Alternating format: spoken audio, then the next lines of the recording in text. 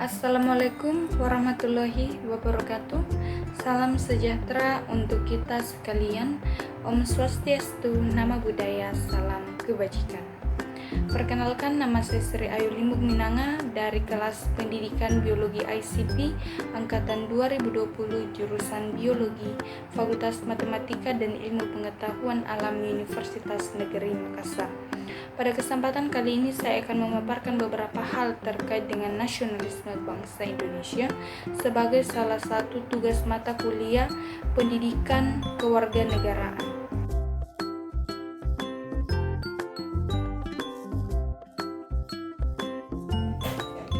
Jika kita berbicara tentang apakah tujuan bersama kita sebagai satu bangsa untuk mempertahankan nasionalisme bangsa Indonesia, hal ini dapat kita dasarkan pada tujuan yang tercantum dalam pembukaan Undang-Undang Dasar tahun 1945, di mana pada pembukaan Undang-Undang Dasar tersebut terletak suatu tujuan bangsa Indonesia, di antaranya memajukan kesejahteraan umum, mencerdaskan kehidupan bangsa, serta ikut melaksanakan ketertiban dunia.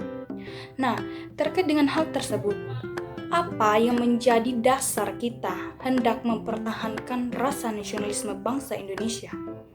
Jawaban yang paling tepat ialah untuk menjaga persatuan dan kesatuan bangsa, di mana hal ini tentu saja perlu untuk dipertahankan. Jika kita melihat dari sisi histori perjalanan bangsa Indonesia, maka kita akan menemukan betapa besarnya perjuangan para pahlawan dan para proklamator kemerdekaan bangsa Indonesia demi mencapai suatu tujuan mulia, yakni mempersatukan suatu bangsa Indonesia. Di lain sisi, hal yang dapat menjadi dasar kita untuk mempertahankan suatu bangsa Indonesia ialah karena melihat situasi dan kondisi bangsa Indonesia yang sangat beragam dan majemuk, di mana tentunya keberagaman dan kemajemukan itulah yang menjadi satu titik munculnya suatu konflik. Dengan adanya rasa nasionalisme dan persatuan nasionalisme bangsa Indonesia, maka hal itu dapat diminimalisir dan dapat menjadi suatu titik untuk menjadikan bangsa Indonesia menjadi lebih maju ke depannya.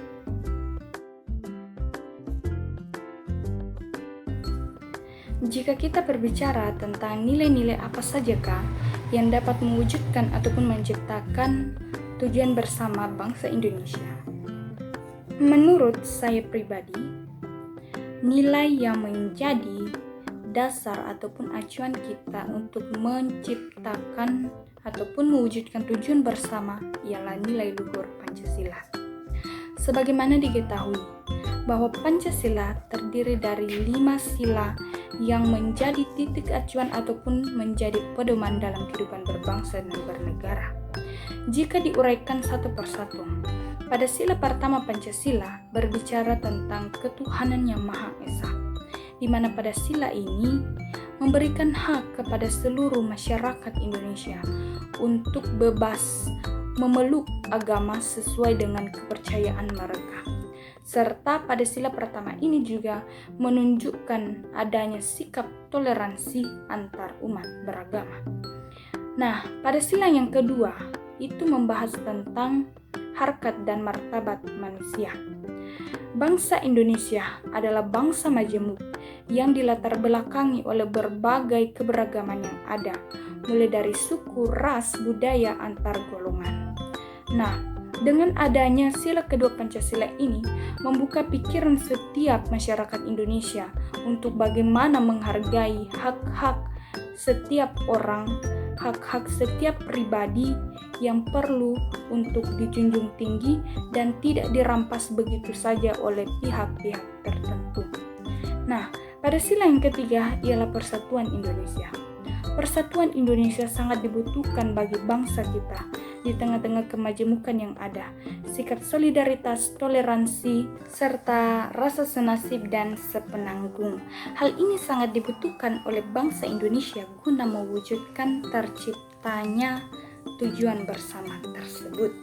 Nah, terkait dengan sila keempat, yakni kerakyatan yang dipimpin oleh hikmat kebijaksanaan dalam permusyawaratan perwakilan.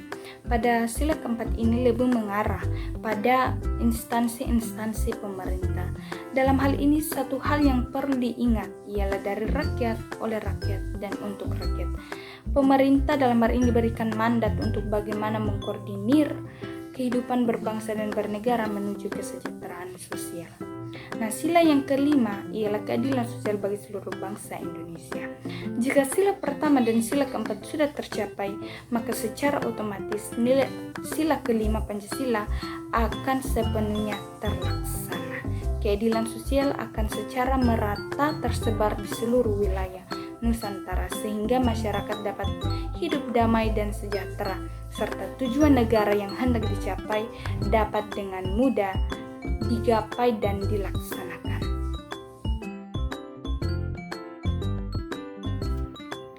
Untuk pertanyaan ketiga terkait dengan transnasionalisme.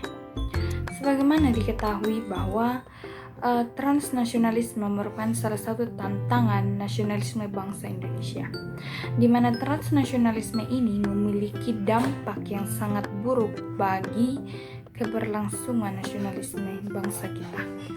Nah, lalu bagaimana formula ataupun solusi yang tepat untuk mengatasi transnasionalisme? Hal yang dapat kita terapkan dalam kehidupan berbangsa dan bernegara tentunya ialah dengan mempererat rasa persatuan dan kesatuan bangsa kita.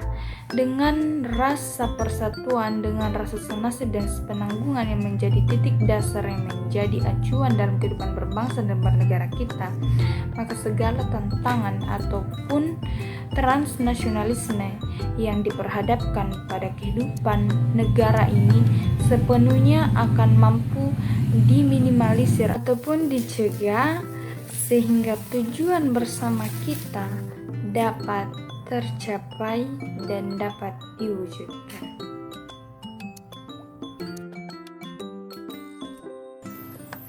Terkait dengan bagaimana memaknai perubahan ataupun evolusi nasionalisme itu sendiri, maka hal yang pertama-tama kita rujuk ialah pada realita bangsa kita saat ini, khususnya pada generasi milenial di luar sana. Banyak generasi-generasi penerus bangsa yang dititik beratkan atau menjadi tolak ukur agent of change, menjadi agen perubahan bangsa Indonesia. Realitanya mereka cenderung untuk memilih membudayakan, memilih untuk mencari tahu kebudayaan bangsa lain. Mereka cenderung tidak mencintai ataupun tidak menghayati kebudayaan mereka sendiri. Padahal kebudayaan mereka merupakan ciri khas ataupun identitas bangsa ini. Nah, terkait dengan hal tersebut, bagaimana memaknai perubahan nasionalisme itu?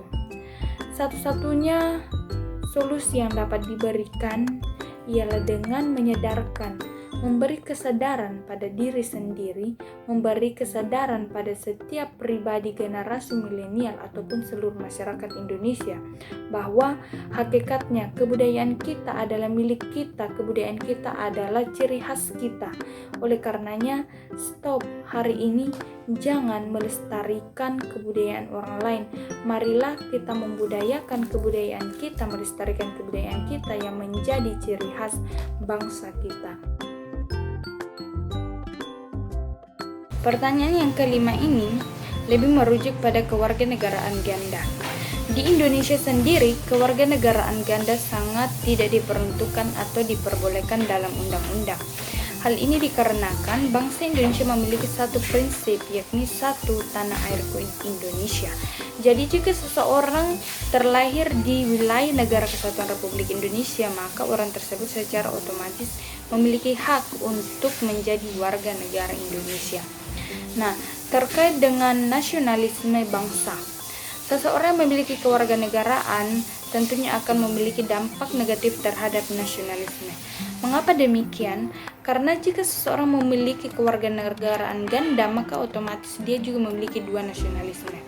Nah, terkait dengan hal tersebut, seseorang yang memiliki dua nasionalisme itu akan cenderung bingung dan cenderung tidak mampu mempertimbangkan mana yang harus dijalankan, mana yang harus diimplementasikan, dan mana yang akan menjadi identitas diri ataupun identitas bangsa yang ia anut.